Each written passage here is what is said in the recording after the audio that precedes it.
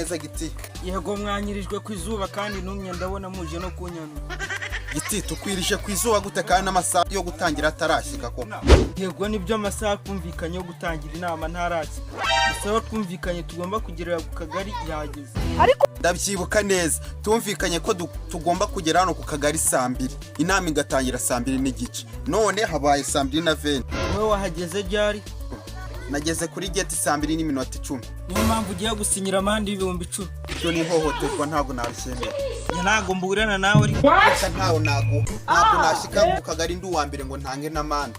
Tegeko rya 10 riravuga ngo iyo gitifu yakererewe mu nama cyangwa mu kindi gikorwa runaka bakamuca amande akanga kuyatanga, ubishinzwe aramusinyira akayakuba kabiri.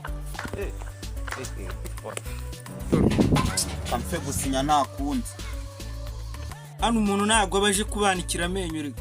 Ziko muduca amande wagira bababwiye ko tugeraho tuyadaha amafaranga. Kosha uduhumbi 10 utanze ukumva nkaho utanze umushahara wa Sina Gerard. 17,44,195. Kode uri kumbwira ni iki sha? Iyo gushyiraho utwo duhumbi 10. Kamwereka icyo ngiye gukorera zino. Kosha nyuma yo gucibwa amande y'ibihumbi 15 murashaka kongeraho nandi yo gucuruza bakagari. Twakererewe se kwikubaza igisubizo. Tayari 15 bituvuyemo. Ongeraho nandi 5 yo kubaza ubusi imbere y'umuyobozi. Reka nta twatanga twajya mu twabayobozi. Reka nta twatanga abaye 20 ngaho nyumvira. Ngaho nyine bisinye nta kundi.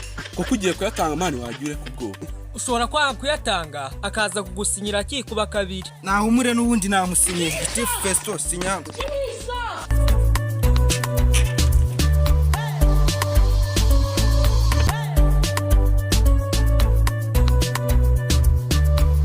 Aka na akarengana n'izina ry'Imana. Bakora niki wa mugabo ko banciye amande y'ibihumbi 15 kandi nahageze bwa mbere.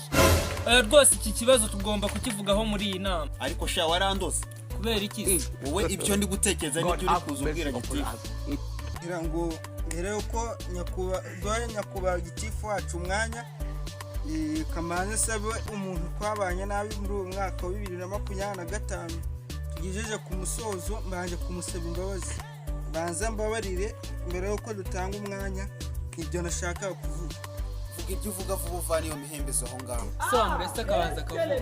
Tamugiramo nawe wa mugabo usukuntu uyu mugabo amaze kunyenera. Akuvugiramo se niwe ufite ijambo ko ari Gitifu muri kuvuga.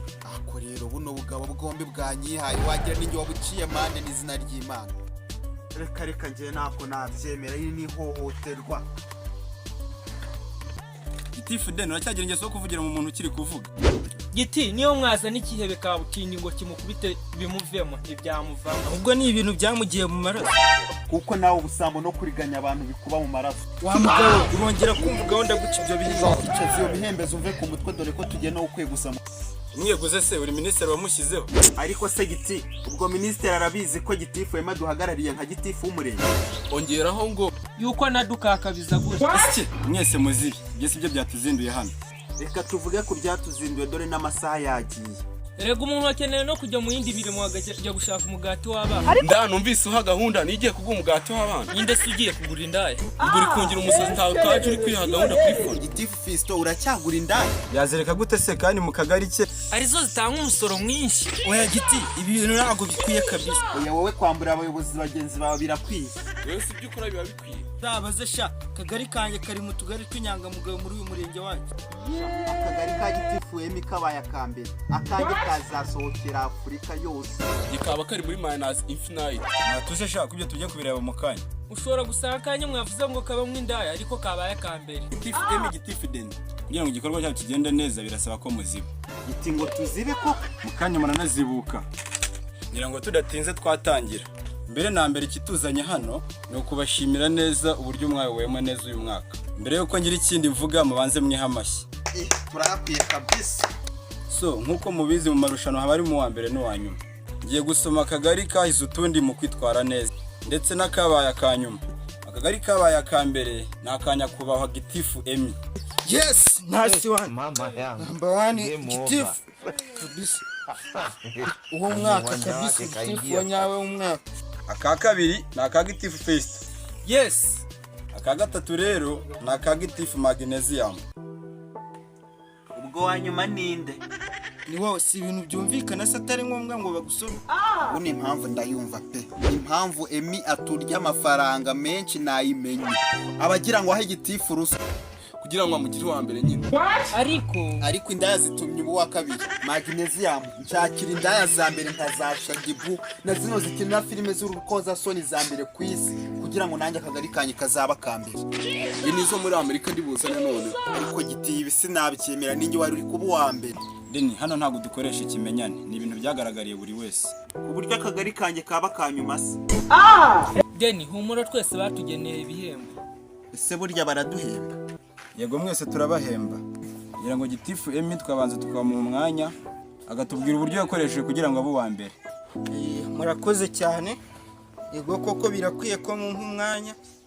Ni ibintu twayoboye neza nge na bagenzi banjye muri utugari twacu, kandi n'ibintu byagaragariye abaturage bose. Abaturage bacu bagize umutekano muri uyu mwaka dusoje 2025.